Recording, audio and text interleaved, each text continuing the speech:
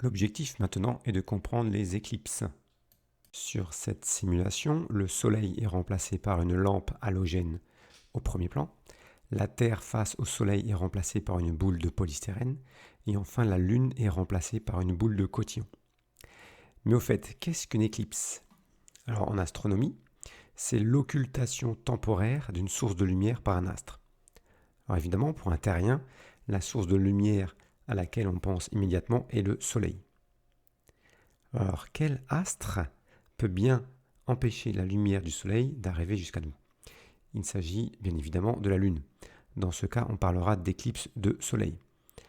On peut aussi s'intéresser aux éclipses de Lune. Dans ce cas, c'est notre Terre qui empêche la lumière du Soleil d'atteindre la Lune. Comme vous pouvez le constater devant vous maintenant, la Lune tourne autour du Soleil.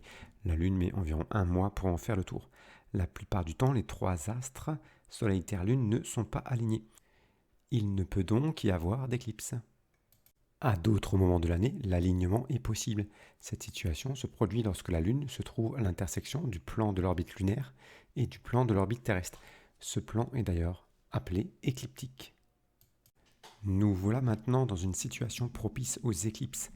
La Lune va bientôt se trouver en phase de pleine Lune. Mais du fait de l'alignement Soleil-Terre-Lune, elle ne sera plus éclairée par le Soleil. C'est l'éclipse lunaire.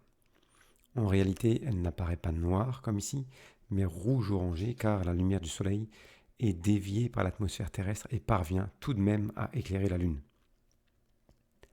Ensuite, environ 2 semaines plus tard, la Lune sera en phase de nouvelle Lune. On va retrouver un nouvel alignement Soleil-Lune-Terre. Dans ce cas, la lumière du Soleil n'atteint plus une partie de la surface terrestre. C'est la partie se trouvant dans la zone d'ombre portée de la Lune sur la Terre.